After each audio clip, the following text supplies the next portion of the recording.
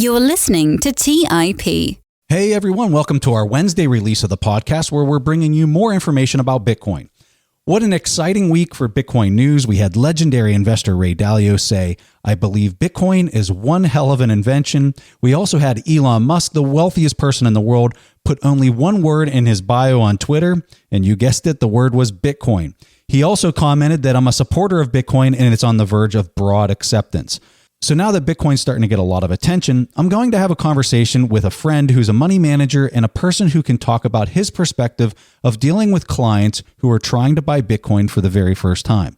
My guest is Andy Edstrom. He's the author of the book, Why Buy Bitcoin? Investing Today in the Money of Tomorrow.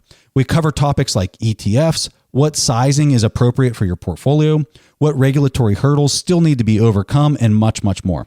So without further delay, here's my interview with Andy Edstrom. You're listening to Bitcoin Fundamentals by the Investors Podcast Network. Now for your host, Preston Pish.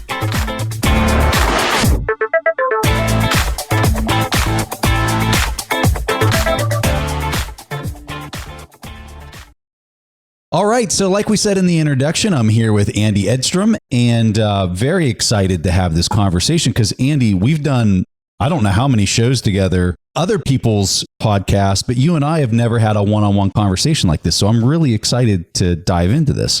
Preston, I have a great time. I have fun every time we talk. So I am psyched to get into it. Well, let's do it. So here's what I want to start off with is just kind of your opinions on the market in general, not even talking about Bitcoin, but just macro. You want to talk about equities, whatever. But, I'll throw this out there and just kind of hear your thoughts. The NASDAQ did 43% last year, which was just insane considering the circumstances of COVID and everything else. The S&P did significantly worse, 16%. If you're comparing those, those two performances, I mean, it's almost like they're in two different universes when it comes to investing. So I'm just kind of curious, just some of your general thoughts on that in itself. Yeah, it's been a strange time in financial markets, to say the least. I've been in markets for about 2 decades now, and it's interesting to observe some of the trends, sort of, what's different this time, what isn't. I'm of two minds and I'm conflicted. So on the one hand, I feel like the growth trade is pretty extended. In other words, the entire decade, right, of 2010 to 2020 has been growth just beating the pants off of value, as you know well, because I remember you've talked about earlier in your learnings, in your sort of evolution as an investor, you started as a value investor, Warren Buffett, all that good stuff. Historically, a decade of outperformance tends to be about as long as it goes for growth versus value. And usually you get a reversion where value will surge back. Sometimes it's in the context of a major market correction or a bear market, because growth valuations get extended. You get to 20 and then 30 and 40 and 50 times earnings. And then people's rosy assumptions about the growth rates of some of these companies, eventually run into reality. Meanwhile, those left for dead, cheap value companies finally get bought. However, we are living through, as you know, a major shift between the industrial age and the information age. And so one has to be cognizant of that potentially being different this time. And so there's this constant struggle in my mind between, how long in the tooth is this growth rally? And when will we get a reversion to value versus, most of the economic growth is into software and automation and internet-enabled businesses, network-enabled businesses, and entities like Bitcoin. And so, yeah, it's a really tough call. I definitely think that valuations are pretty stretched. I think that investors are doing their DCF calculations, like you like to talk about, based on near zero or very long-term interest rates. And so you get to sort of goofy valuations if you're assuming that, the 30-year treasury is going to yield very, very low single digits in perpetuity. And that's where I think we are right now. Makes me nervous. So, Andy, I came up with a theory just kind of recently as I was looking at the NASDAQ chart, and you and I are seeing each other right now. And I'm going to share my screen with you so you can kind of see what I'm looking at. And all I'm looking at is a chart of the NASDAQ. over the last, call it, I don't know, 6 to 7 to 8 years. Can you see the chart that I'm sharing with you, Andy? Yes. So when I'm looking at this, and I think everyone's accustomed to this narrative that we have 6 to 8 year kind of business cycles, historically. And ever since 2008, 2009, this thing has been relentless. And the duration of this bull market that we've seen is just unprecedented. But when I look at this chart and I zoom into various areas, and you can see I'm zooming in, for people listening, I'm going to the end of 2015. The market started having this, it was kind of throwing a fit. And you went through, it was a very short period of time. The market went down negative 25% and then immediately recovered. Central bankers stepped in. Everyone said that they had unlimited amounts of stimulus and QE that they could add. And this was probably around in the February of 2016 timeframe. I remember Draghi came out over in Europe, and lo and behold, the market takes off again. Then fast forward a couple years into the future, we're in 2018, September of 2018, the market throws another fit and it drops aggressively, this time 23%. Central bankers step in, they say all their things, right? We fast forward again into 2020. And we all know we're all accustomed to this recent fit that dropped 30%. They step in with unprecedented stimulus. So my question is this, as I'm describing this and we're looking at this chart, my question is the new business cycle post 2008, 2009, one of just total manipulation that plays out in a much tighter time frame, but in which nominal prices just keep going up? Because when you look at the chart, it looks like that. Yeah, I love the phrase. It wasn't my original, but recessions are illegal. And even you could say bear markets are illegal.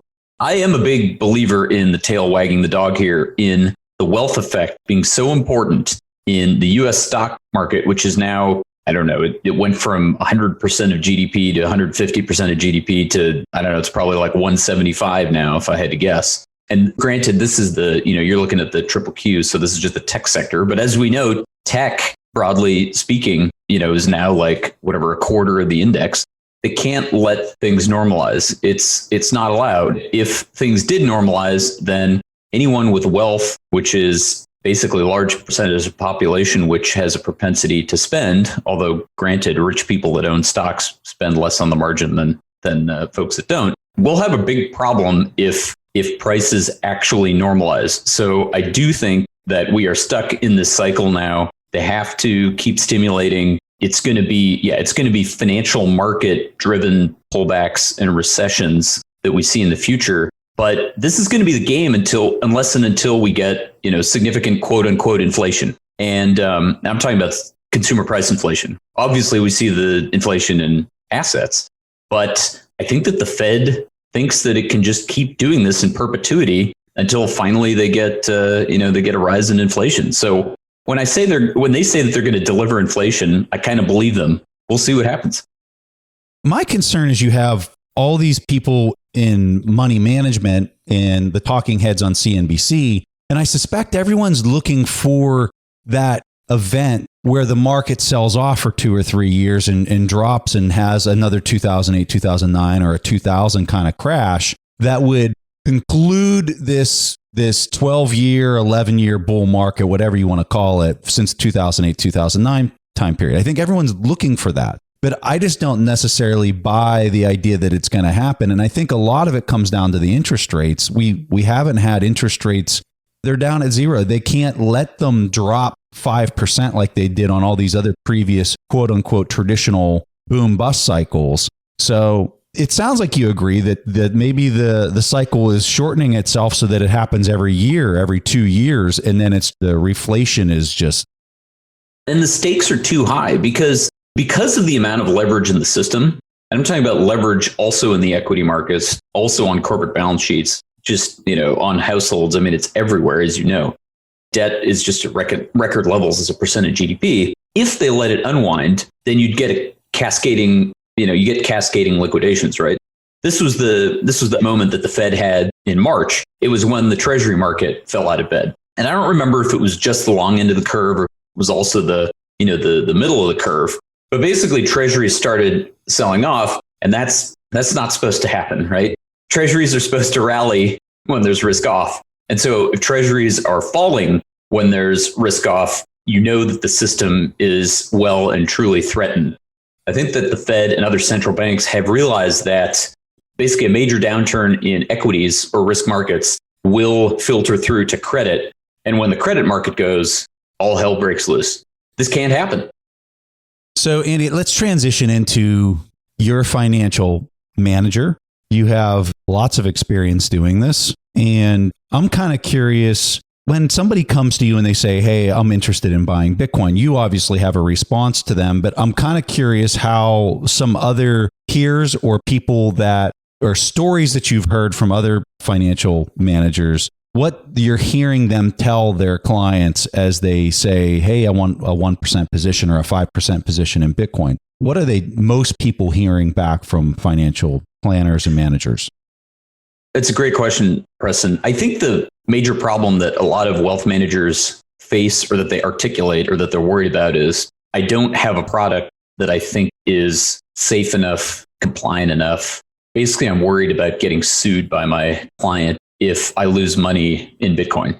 My personal view on that, and I think I'm the exception, is that given what I know about Bitcoin, what the valuation potential is, i.e. the upside potential, as well as potentially the value of the hedge against inflation, given how important it is to a client's portfolio, it's hard for me to see how I wouldn't buy it for them, even with an imperfect product. In other words, it's a business. There's a classic concept in law. It's usually invoked in law, which is like, there's legal questions and there's business questions, right? And to me, this is like kind of a business question. It's like, yeah, maybe there isn't a perfect product out there, although there are several products that have come to market and that are growing. Basically there's a whole world of options that are now available that weren't there a few years ago. So there's more, but I would say that's the main thing that people come to me with, that advisors come to me with. They say, look, I can't get it past my compliance department, or I don't have the perfect product, so I'm not willing to take the risk. And so they just push them to an exchange like Kraken and say, hey, do it yourself? Yeah, they prefer not to admit that to me, I guess, but I think that's got to be practically what happens is they probably end up at Coinbase, is my best guess in many cases. Wow. I never even really thought of that challenge for a lot of them from a compliance standpoint. But now that you say, it makes some sense. So tell us how you think about that from a compliance standpoint. I guess the holy grail, as we know, the holy grail in terms of an investable product for wealth managers, for financial advisors, obviously is an ETF. And that doesn't exist yet. So next best is an SEC qualified custody product, which also does not exist. So short of that, there are various fund structures out there. They all have their own pros and cons and various amounts of hair on them. There's several sort of direct buy options. There's DIM has one. The NYDIG guys have one. Eagleburk has one. There's several out there. And those come with their own hair as well. Then, of course, there have been hedge fund structures around for a long time, limited partnerships. So we all know there's Grayscale. And that's a trust, and it trades at a premium, and it's not sort of a normal way financial filer. And so none of these things are perfect. As you know, I'm working with Swan, which is a private client product. None of these things are perfect, but I think as an advisor, you say to yourself, well, I want the sort of clearly SEC qualified silver bullet solution. And we just don't have that yet. And I don't think we'll have that. To me, that happens at 100K Bitcoin, right? So you probably miss a triple, from here if you wait for that. Why wouldn't Grayscale fit into a category that would be considered quote unquote qualified? They're a trust structure. By the way, if you buy it on the secondary, then it does show up on your 1099 form, which is kind of like your normal brokerage form. Although they have a different form if you subscribe at net asset value. And that means you're doing subscription documents and qualifications, and you're, sending wires and stuff. You can't just buy it in the brokerage account. And they are not, sort of SEC qualified as far as I know. As far as I know, basically no asset manager has a literally SEC qualified product, SEC approved product out there. And so that's kind of the downside, as well as obviously the premium to net asset value. I didn't even go through the whole, laundry list. There's, 3IQ has a fund. I mean, obviously the Skybridge guys have come to market with a fund. Bitwise has been out there actually for a while, having done all that good research on where's the real transaction volume in the Bitcoin markets, how much of it is fake. But those are some of the downsides of Grayscale, as well as the fees, which are pretty high. I want to get back to Grayscale, but before we do that, what are your thoughts on Gary Gensler coming in as the new SEC chairman? Tell people a little bit about who he is and what his background is, and then your thoughts on whether some of these regulations are going to change under his watch. So Gensler, comes from the dark side of finance, just like me. He's an ex-Goldman partner. I was never a partner at Goldman, by the way. I was a lowly plebe, as some on this show like to say.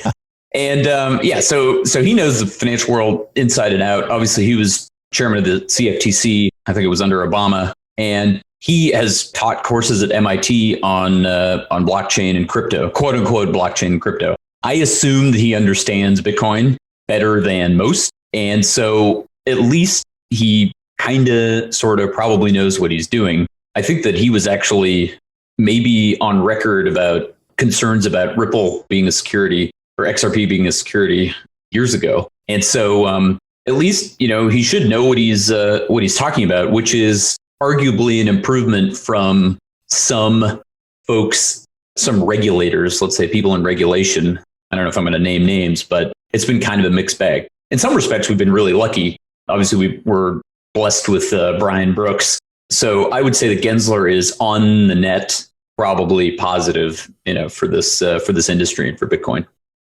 In the show notes, we'll drop Gary taught at MIT, taught this course that Andy's talking about. It's a 24 lesson course. Each lesson is an hour long, and he goes in depth on how this stuff works. Quite fascinating to be able to get an MIT education on the topic from the SEC incoming chairman. It's pretty neat. So over to the Grayscale. Why is nobody else able to compete with them in this space? It makes no sense to me that they have so much market share and they don't have any competitor. What is causing that? I wish I knew all of the discussions, between the regulators and the various parties that have fund products now. In fairness, Bitwise has made a move. They now have effectively a similar trust structured product that is trading, although theirs is an index product. And obviously it's heavily, skewed to Bitcoin, but of course it had some holdings in XRP, which they liquidated quickly after the lawsuit came to light from the SEC, which was a good move in retrospect because the price fell further. But they also have a Bitcoin fund, but it's not yet trading on the secondary. And so if you ask me, like, how come Grayscale was able to bring this product to market and guys like, Bitwise couldn't follow soon with a similar structure on just Bitcoin? I wish I knew the answer about that. I've asked the question so many times and I just cannot find an answer from anybody. Yeah. Here's an idea, Preston, which is because Grayscale, I think, came to market in like 2013, maybe, or 14. It was a while ago. I wonder if there was a change in regime in terms of regulator. In other words, if we had the election in 2016, like, for example, I don't mean to single out Bitwise, but I'm not sure that they were in the market with a product yet. So if you sort of had, if Grayscale sort of got grandfathered in under the Obama administration, I don't know, I'm just spitballing here. Maybe it got harder to get through the gates after you had the change in administration. It has to be something like that. Here's what's really funny. So I made this comment on Twitter one time. Barry himself, and this Barry Silbert is the guy who, the guy running the Grayscale. And Barry responded to my question saying, how in the world do these guys not have any competitors in the space? Barry responded and he said, and you know what? No one's made an offer to us to try to buy us either. And I was just, it made my eyebrows go straight up. Like, how is that even possible? How are the BlackRocks of the world watching his assets under management on this trust just exploding and them not trying to buy it or compete with it? Or I just cannot understand it. And I'll tell you what, if anybody's listening to this and you feel like you have a good inside scoop as to the why, please, I beg you, tweet at Andy and myself to let us know so that we can pass it out to the rest of the audience and people listening and they can all understand the rationale. My impression of Barry, and I don't know Barry at all, is that he's been pretty clear about creating a holding company structure in perpetuity, basically, sort of a kind of a Berkshire Hathaway type structure. I don't know if he's going to ever go public or not, but I think he's indicated that he's taking a long-term view on these things. So I'm not sure that people think of him as an asset seller, as a guy who's exiting positions. My impression of him is sort of a long-term builder. And so in that respect, I sort of doesn't shock me that, nobody's made an approach at him to divest Grayscale, not least because Grayscale is so core to their business. And again, I'm not aware of any transparency into DCG, but I have to imagine that Grayscale is the cash cow that's driving the bus, that's supporting, that plus Genesis, right? Plus the trading desk that's supporting the overall structure while he's getting to make more venture type bets in investments that aren't necessarily going to be cash flowing in the short term, but are supported by these other cash flowing businesses like Grayscale. So the ticker for what we're talking about here with Grayscale is GBTC. I'm sure most people are familiar with the ticker. Andy, talk to people who are hearing this, who maybe have GBTC in their accounts. Where is it an advantage? Where is it a disadvantage? Talk to us about the ins and outs, the pros, the cons, everything. So as we know, Bitcoin trades 24/7, trades 168 hours a week. So GBTC only trades 40 hours a week because basically trades over the counter on the stock exchange. So that's a disadvantage in terms of your liquidity and availability. Now, on the other hand, if you're a human like me and not an alien, not being able to trade 24/7 may not be such a disadvantage because, sometimes people do dumb things when they try to trade around the Bitcoin position, right? I like where you're going with this. That's a double-edged, it's a double-edged sword. When you think about being able to exit a position, if you're talking about your Bitcoin exposure, like, hey, I have to peel some off, or like it really moons really quick and, I got to get some liquidity, et cetera, et cetera. If you want to get cash dollars out of Bitcoin, you got to go through the exchange system, right? At least as a retail guy. If you're large, you can go over OTC desks, right? Over the counter desks, but similar concept. Getting your dollars out, as we know, with the major exchanges, sometimes they go down. Sometimes they have problems with their banking relationships. When you say they go down, describe what you're talking about. Because some people might think, what do you mean they go down? That's right. I'm talking about literally you can't, sign into your Coinbase account. You literally can't access your money. So you can't trade out of Bitcoin into dollars. And also you can't, wire money out of your Coinbase account into your bank account. But it's down for how long? Half hour or something is what you're talking about. Like internet. Yeah, that's their fair. Servers are down, right? Right, exactly. Their servers are down. I think the last outage was more than half an hour. I think it may have been hours, but don't quote me on it. And some exchanges are known for these outages where others aren't. I think that's fair to say. And we're talking about Coinbase. Exactly. Which is kind of shocking considering how long they've been in business that they don't run a tighter ship. Anyway, so that's another, potential disadvantage. And so if you're an investor, you might say, okay, I want to hold the bulk of my Bitcoin in cold storage, which if necessary, I can move to the exchange and liquidate and hopefully wire to my bank account if I have to. But on the off chance that I don't have access, maybe I want to hold some percentage in Bitcoin Trust in GBTC. That would be an example of a scenario in which you might do that. Another advantage for somebody potentially is they just don't want to deal with an exchange. They don't trust them, or I don't know, they can't figure out the interface. I have older clients that are not very tech savvy, not very computer savvy. It's just easier for them to hold a security basically in their brokerage account. That'd be another reason to hold it instead. Another reason to hold it, which is maybe not a great reason, is the premium has been pretty persistent historically, although it's been falling lately. There may be opportunities to buy when the premium is quite low and even trade out at a larger premium. You got to be, I don't know, either clever or lucky to get the timing right. There have been periods in history when Bitcoin is traded down, the premium disappears, goes near zero, basically into the single digits. I'm talking about on premium to net asset value, i.e., normally you pay, whatever, $1.20 for $1 worth of Bitcoin if you buy the Bitcoin Trust, GBTC, but at times you only have to pay $1.05, let's say. And when you get the recovery in the Bitcoin price, then often the premium goes higher in GBTC and you get effectively some extra juice on the upside. Again, that's a trade, right? That's not something you want to count on, but there have been times when it's paid off in the future. So long-winded answer to your question, but those are some considerations and sort of reasons why one might want to hold the Bitcoin Trust, maybe in addition to a core Bitcoin portfolio or as a substitute. How about from an IRA standpoint? IRA is a very good perspective. And, I personally have one of these LLC structured self-directed IRAs where I can buy Bitcoin outright, basically with an exchange account, but it's a pain. There's a bunch of steps. You got to do a bunch of paperwork. It costs a lot of money. I mean, relatively speaking, it costs quite a bit of money. And so there's all those reasons not to do that.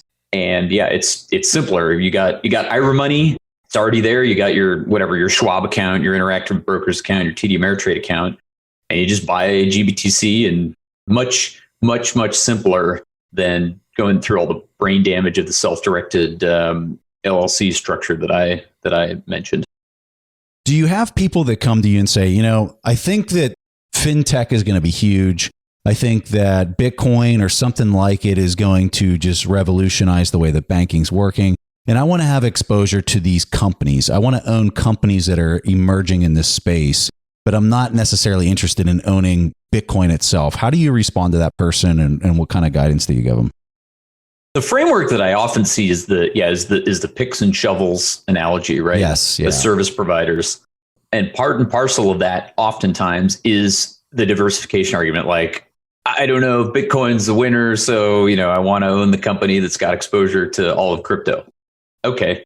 That was a stronger argument a few years ago in 2017. Even then, Bitcoin looked pretty dominant, but there was some doubt. Now there isn't much doubt. So it's a weaker argument, I would say. Now, having said that, when I look at the stock price, I look at the chart of Square, it's pretty impressive. It is very impressive. PayPal has done well too. Not as well on a percentage basis, but arguably that's just because they were already a pretty sizable company. I mean, Square has narrowed their lead, closed the gap on PayPal in terms of valuation. But yeah, these companies have done really well. So there is a reasonable argument for fintech exposure. There's no doubt that these guys are taking a big bite out of the banking system in general. I get that argument. For me, the thesis on even just digital gold is clearer than that in terms of valuation. But I don't begrudge somebody who comes with that perspective and says, and looks at the banking system and says, this thing's a dinosaur, smarter, faster, leaner, software-based companies are going to take a chunk out of it because that's true. That's going to continue. All right. So we had a bunch of questions from Twitter that people wanted to ask you. One of the ones that I liked was, talk to us about how you think the game theory is going to play out from here. Yeah. Are we talking about just in general in terms of adoption and companies and governments and all that stuff? I've said before that I think Bitcoin is already won, and we can take the easy path or the hard path. And I think we're on the easy path. I think that it gets broad adoption. Why do you think that it's already won? First, explain that to us. Yeah, I just think it's too hard to kill. I do think that it has reached, as Michael Saylor said, maybe he said it on your pod, it's already reached well over $100 billion in value.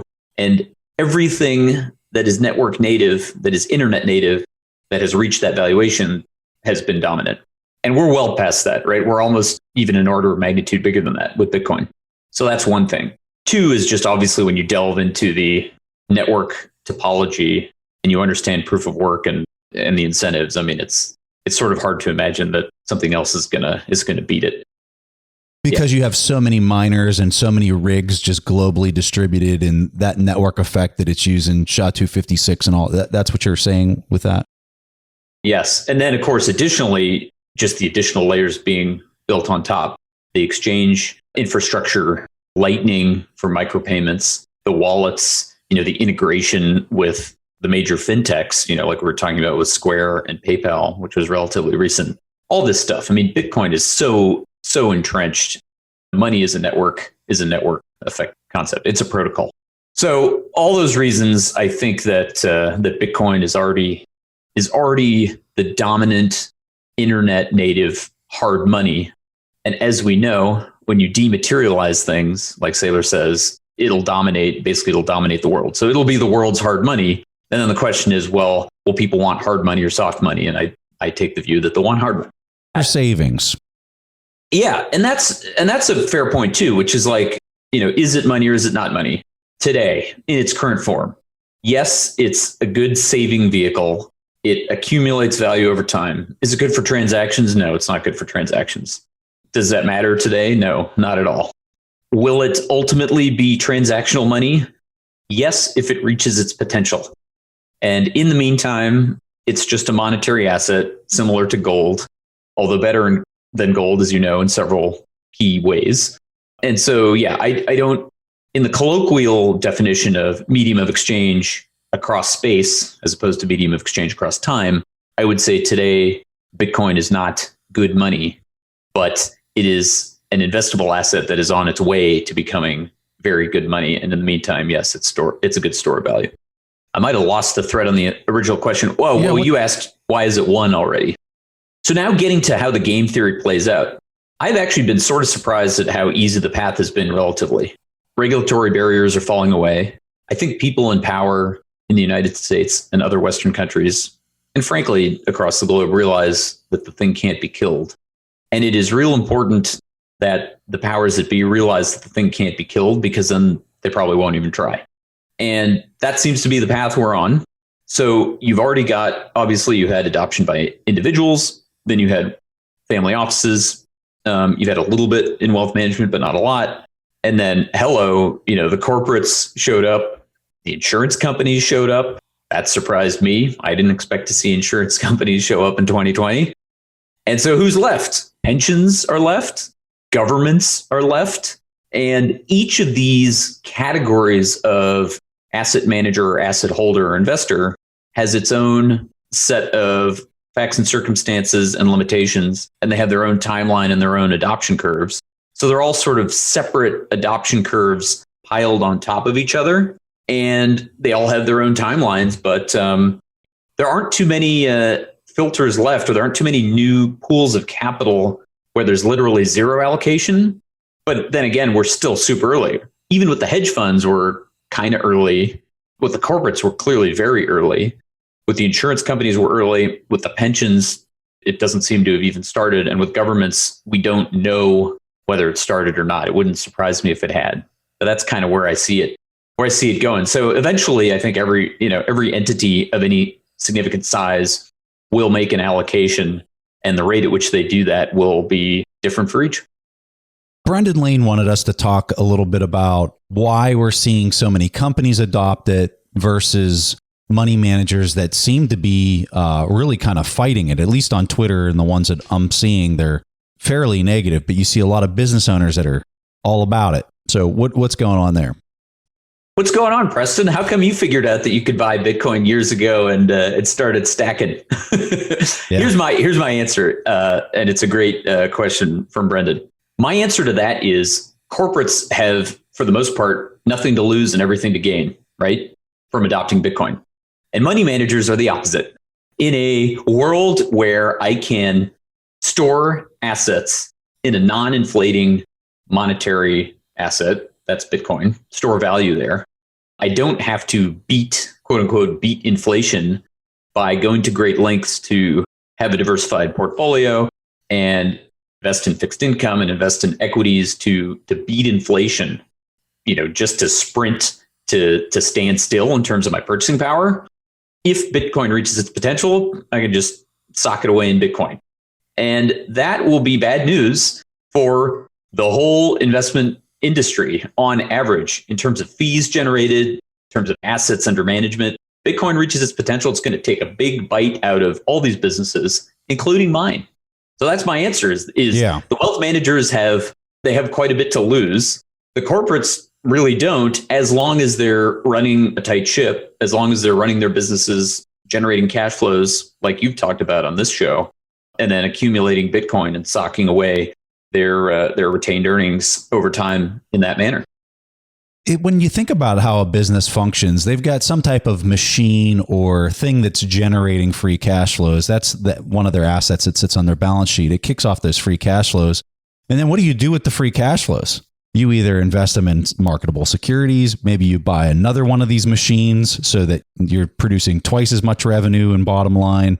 But at the end of the day, a lot of companies get pegged out at a certain point that they can't employ their retained earnings and those profits in an operational way, and they have to do it non-operationally. And so like Michael Saylor is a great example of somebody who's like, I'm just plugging this money that I made into the Bitcoin network. It's not impairing any of the assets that are generating these profits that I get every single month and quarter. And so it's kind of a no-brainer for him. But the other thing that I think is an interesting point for money managers, I'm curious to hear your thoughts on this, Andy, is I think the volatility piece. You know, I've said that money managers they're not only managing the money, but they're also managing the clients as much as they're managing the money to try to make sure that the assets under management stay and don't go somewhere else looking for some other manager. And so when you look at something like Bitcoin that has a ton of volatility, I would say it's more this than maybe even the volatility. It's the narrative that you're in Bitcoin. The position could be 0.05%. But if that person has this implicit bias of if you're in Bitcoin, you have no idea what you're doing because that's funny money, and they pull their funds, that's a catastrophic event for a money manager. So you're spot on that the optics, as we say, right? The optics. The optics has been very tough in Bitcoin. And so it's a funny thing, right? For my clients, as an example, I have made, and my firm has made, optically bad investments from time to time. And it's always an uphill battle. I'll give you an example. We bought Puerto Rican bonds, I want to say like 4 or 5 years ago.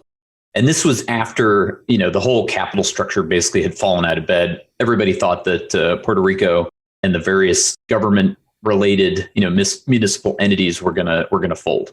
We found several bond issues actually that were guaranteed. They were backed basically by one of the bond insurance companies. And it happened to be the bond insurance company that had the strongest balance sheet.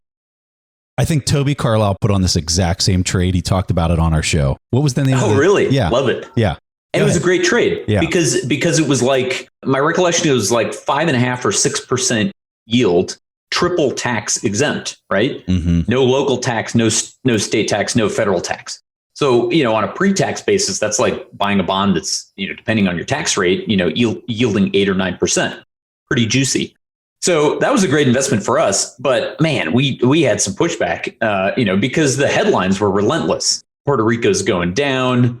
This thing's insolvent. Government's going to have to step in. Bondholders are going to get torched. All this stuff. So similar dynamic with Bitcoin. The good news is, well, there's been two ways to mitigate that. One is, if you bought it and it went up, that always helps. It always helps to be staring at a gain on the quarterly report rather than a loss. Amazing how that works. And the narrative has shifted, obviously. I mean, it has been a dramatic shift in my estimation between even June of last year, when Bitcoin was still, I don't want to say toxic waste, but let's just say kind of smelly from the perspective of the client. And now that it's been bought and many smart, well-known, regular way finance people and investors have said they're long or bullish, that has changed the narrative significantly. So now in 2021, I do actually think we're in a position where you have to explain not having a position, at least if your client has heard of Bitcoin, which is probably most at this point. And that was not true 6 months ago.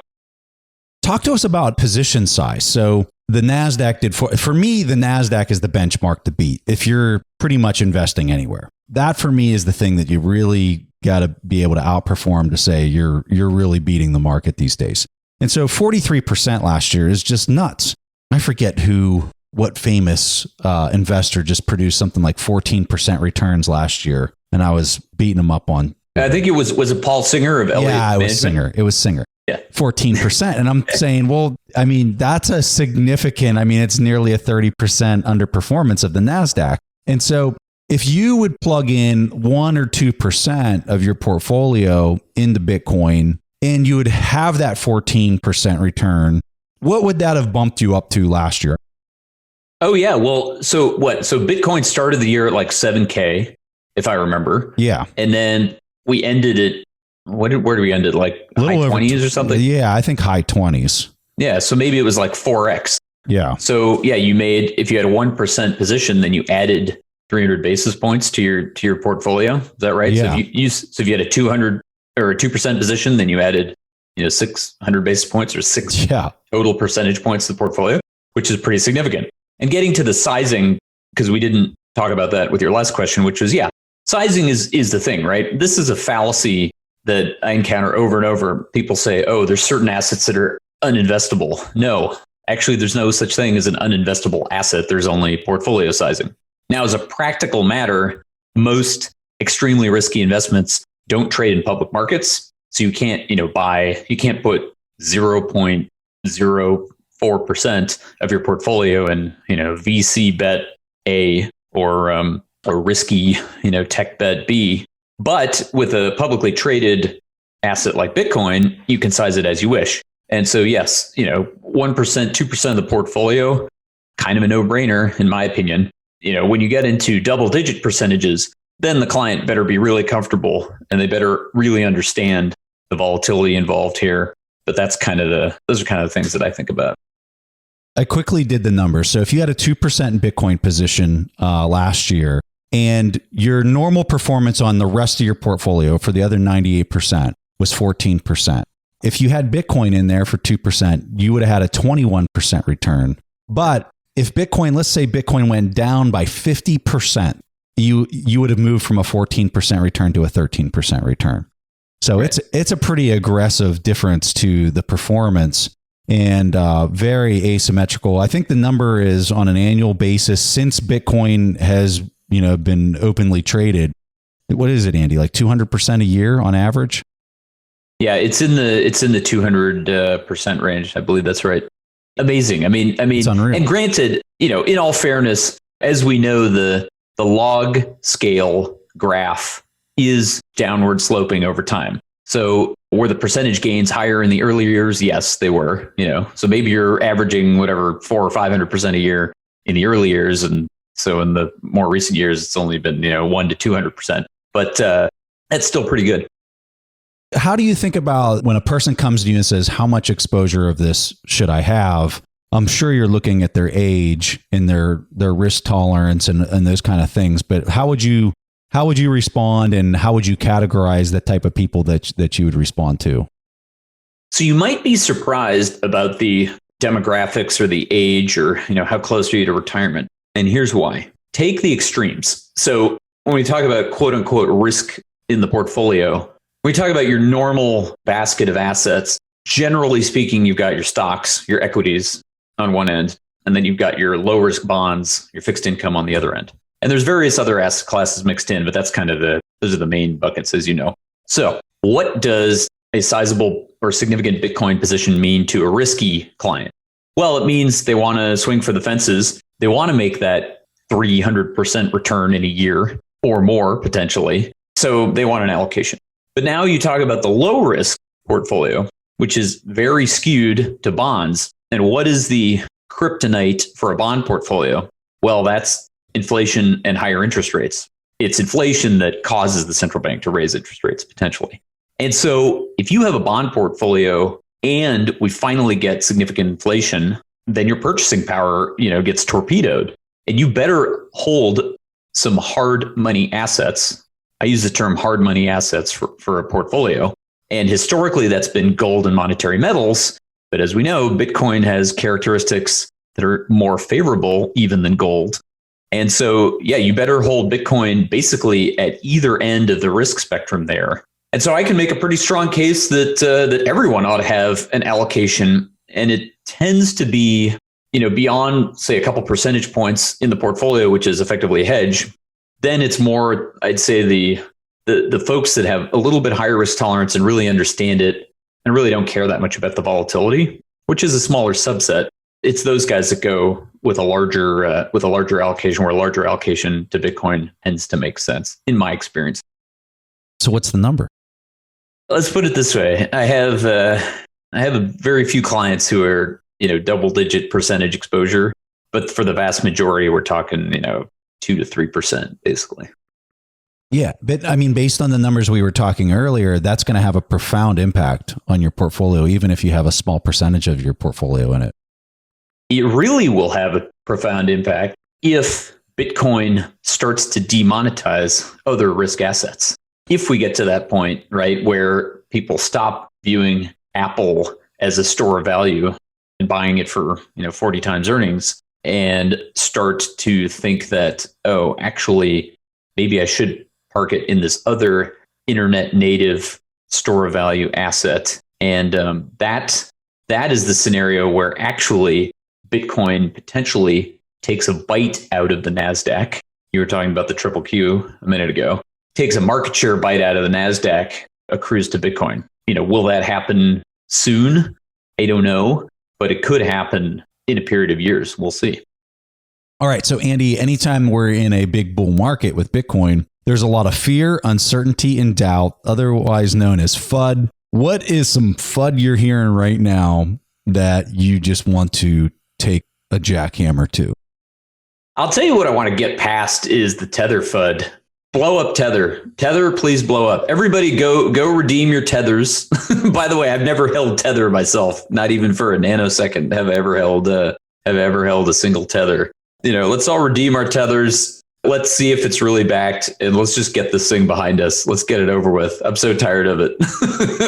I think that, the notion that the hypothesis that Tether is a major reason for the Bitcoin price going up in the long run seems tenuous, seems unlikely. And I think that fear among investors, institutional and retail, this overhang basically that comes from the existence of Tether, I think if we removed it in the long run, actually, Bitcoin might potentially be better off. And I do sort of get tired of spending time thinking and talking about it. So, well, there's so many other stable coins out there. Most of the exchanges are standing up their own stable coins, but you're still seeing Tether being widely used, which suggests to me that the exchanges that are using Tether, in addition to maybe their own stable coin, they don't have a concern, or else they'd be redeeming them, right?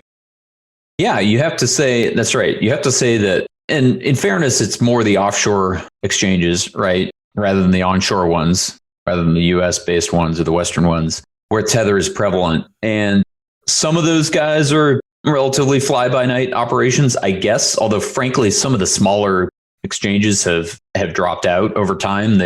Some of them have gotten hacked. Some of them have disappeared or, I don't know, exit scammed.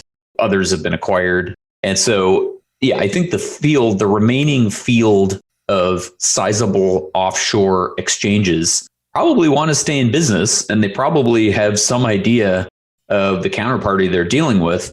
And yeah, I don't think that they want to, I think they're smart enough to not risk their long-term business by taking counterparty risk and risk to their enterprises of, this thing going, effectively going poof. So look, I'm not saying that Tether is fully backed. I don't really know. I don't really have much idea of how many dollars are backing the $25 billion worth of notional Tether. But I don't think it's a very significant probability that it will be a big long-term risk to Bitcoin. So talk to us about risks, because anytime I ask for questions, everyone wants to hear, how could you be wrong? What are the things you're concerned about? What are the things to look for? Yeah, well, I think on Twitter, when you asked, what questions to talk about tonight, one of the questions that was mentioned, I don't remember who it was basically what would change your thesis? What would cause you to sell? What would cause you to sell Bitcoin? And, there's a couple things that come to mind. One is the system stops cranking out blocks regularly, right? It stops working. Okay, well, if it doesn't stop working, what else would cause me to not want to own it? I guess government rectitude, right? Balancing budgets, not printing so much money. Even then, I still think that Bitcoin has a long-term value proposition, but maybe it'll take longer to realize. So those are kind of the two scenarios. It's basically if the thing stops working, or if the competition for money or monetary assets gets stiffer. Other than that, it's sort of hard to come up with ideas for why to sell it when it looks so severely undervalued still. How about if and I don't think this is going to be the case, but there's a lot of people that'll say Ethereum or some other coin the market cap starts really making a run at Bitcoin. How would you respond, or how would you think about something like that? Yeah, I remember the old flippening narrative from 2017, right? Ether's going to going to overtake Bitcoin. Yeah, it's how would I respond to that? If the question is like, what do you do or what do you talk about if the market cap gap starts closing? I think for me, it would have to overtake it for a significant period of time for me to be at all concerned about it. And it would also have to be based on facts and circumstances. In other words, as long as Ether is planning to change out their consensus mechanism, exactly, their consensus algorithm, until they actually successfully do that, it's really hard for me to see how, on a risk-adjusted basis, it has a chance of overtaking Bitcoin. Really hard to see. And then that doesn't even account for the fact that, the blockchain is bloated and, it's all run on Infura and there's, still clear leadership and all that stuff that make it not decentralized compared to Bitcoin. I guess that if there was like a major change in demand, if like for some reason Michael Saylor was like, nope, I was wrong, Ethereum's the thing, and governments, started buying it instead of Bitcoin, then maybe I'd scratch my head and say, what did I miss here? But yeah, it's hard to see that playing out. What are your thoughts on Plan B's stock to flow model? And he has two models. He has the cross asset model as well, the stock to flow cross asset model. What are your thoughts on those? It's been a while since I did my my statistics work back in college, and then even since the CFA program. I've seen the arguments about how you don't have true randomness in the variables in the correlation, and that basically the correlation framework is invalid. So I'm aware of the critique of the mathematical critique. My friend Corey Clipston has been all over that, and I think the math. I suspect he's right about the math. If the assumption is that if he's right about the assumption about the randomness among the two variables. So on the other hand, I have to say that stock to flow as a concept seems to be logical. The model may be wrong, but the concept seems right. I can even go so far as to say that it's not bullish enough in the sense that if I know that the stock to flow of gold and Bitcoin are about the same now, then I struggle to come up with a reason why Bitcoin isn't worth as much as gold or more. And the argument is, well, it takes time. You got to change minds, and gold holders have to be shaken out of their positions over time and into Bitcoin. But yeah, if you're looking for the strong view on S2F or S2FX or not, I'm probably gonna punt. I think it's interesting. I think it could have a self-fulfilling dynamic in the sense that if enough people believe it to be true, and if the numbers keep following the pattern and the expectations, there could be a self-fulfilling element to it. So that's one way to think about it. But I don't have a strong view. So Andy, Fold is really kind of hitting it hard on Twitter, just with the user community, not with advertising or anything like that. They're offering Bitcoin rewards on any type of transaction. So you're using your fiat money, you get paid your paycheck, you go and spend it with a regular Visa debit card, you go to Target, you go to Walmart, and after the transaction, you're getting Bitcoin rewards. What are your thoughts? Where is this going? Is this just the tip of the iceberg on what's to come? What are your thoughts? You love to see it. Yeah, no, Will and the Fold team. Those guys are great. They have a great product, and it's one of the wedges into Bitcoin adoption. There's all these angles. You can, make it easier to buy Bitcoin outright, such as through Square Cash. You can figure out ways to give people rewards, credit cards or debit cards. And yeah, the idea that Fold had about finding ways to direct traffic at vendors and then get rewarded by the vendors and shovel Bitcoin into the pockets of users is great. I mean, it's a great way to accumulate sort of automatically over time. Also kind of reminds me of the I forget, there were a couple of debit cards or credit cards where, I guess it was debit cards where, you buy something and they basically round off and give you sort of free money. But here, the free money is the good money. It's not the crappy fiat money. It's Bitcoin. It's the hard money. So I love it. I was listening to an interview with him recently, and he was talking about how when people want to redeem their rewards, these are on-chain transactions whenever he clears their accounts and sends it to whatever wallet they've got. And he was talking about how the fees associated with all those payments that he's got to make when people want to clear out their rewards wallet was getting so high that it was going to force his adoption into Lightning. And I just found that really fascinating to show and demonstrate how vendors like him, companies like him, are going to have to be forced into something like Lightning in order to conduct their transactions. So my question really is around Lightning. Where do you see other areas where the incentive structure is going to be in place for them to adopt it? I mean, the clear case is just smaller payments. It's micropayments. And that's been on people's minds, I think, for years now. I would like to see, and I do think there's a good chance that we'll see a whole dynamic where anyone creating content, whether it's podcasts, whether it's articles, whether it's, videos, whatever, TikTok type of stuff, will be able to get paid, be able to get tipped via Lightning. Wow. And where it just becomes normal, basically. If you're a content creator on the internet, you have your Lightning wallet, you have your Lightning setup, you can accept payment in that regard. And the pools, the liquidity providers that are basically greasing the rails and balancing the channels in Lightning in the overall system are going to make that potentially possible. And I like the angle you described for Will and Fold and him sort of quote unquote getting sort of forced onto the second layer. That's all good. That's all good for Bitcoin. It's indicative of high demand on the base layer. And that's a healthy thing. That's a healthy proposition. It indicates that the base layer is in rude health when there's so much demand that basically lower value transactions get pushed up onto the second layer. I want to talk about the TikTok comment real fast because people are going to laugh. I have no clue how TikTok works. I just know that there's these young kids, they're taking like videos and stuff of themselves, and then they're making money through doing this. Like they get tipped, like you said. Do you know how it works, Andy? Or are we just too... Oh no, I'm just, we're, I don't have a TikTok account. My only access to TikTok is people on Twitter, obviously sometimes, forward their TikTok videos. But do they get paid? Do you know? I don't honestly know. I do. I have read about in parts of Asia.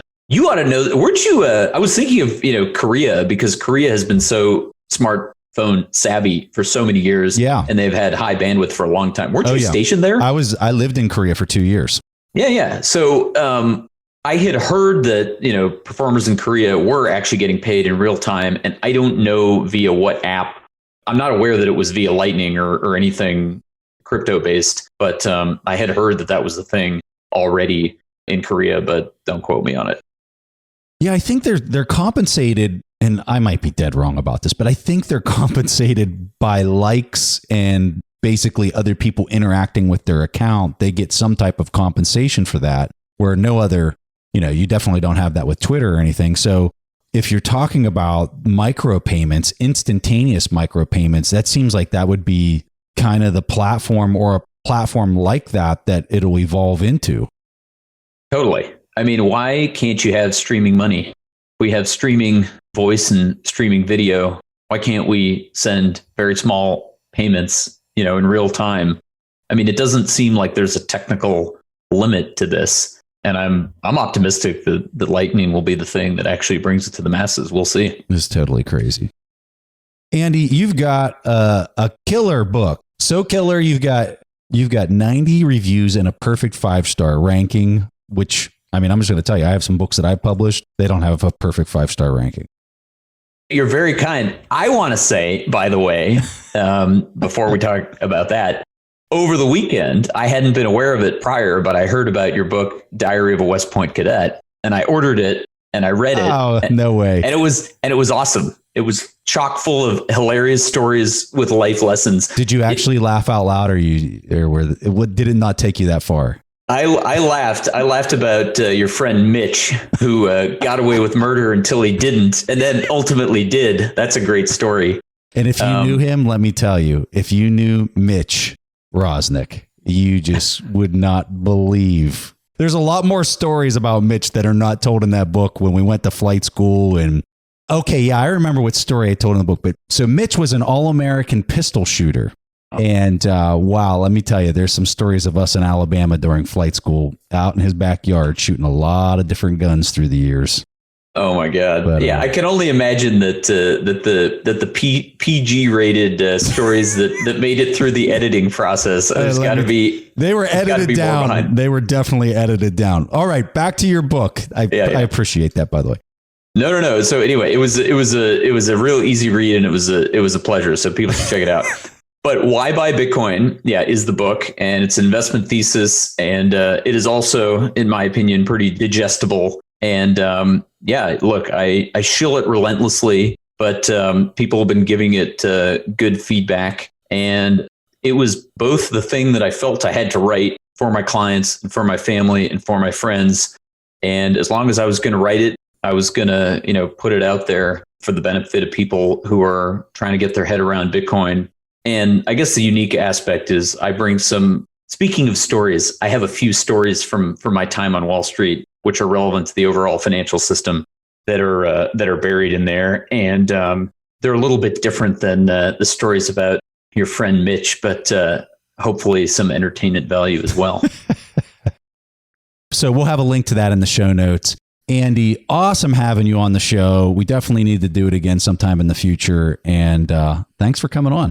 Preston, man, it was a pleasure. Always happy to do it. Look forward to doing it in the future. And I guess one final thing, if anybody wants to follow me on Twitter, hit me up on Edstrom Andrew. Hey, so thanks for everybody listening into the show. If you enjoyed the conversation, be sure to subscribe to the show on whatever podcast app you're using. We really appreciate that. And if you have time, leave us a review. So thanks for joining us this week, and we'll catch you next Wednesday. Thank you for listening to TIP. Make sure to subscribe to Millennial Investing by the Investors Podcast Network and learn how to achieve financial independence. To access our show notes, transcripts, or courses, go to theinvestorspodcast.com. This show is for entertainment purposes only. Before making any decision, consult a professional. This show is copyrighted by the Investors Podcast Network. Written permission must be granted before syndication or rebroadcasting. Thanks for watching. Make sure to subscribe and hit that notification bell so you don't miss out on the next podcast episode and new investing resources. What are your takeaways and thoughts on this discussion? Let us know in the comments section below.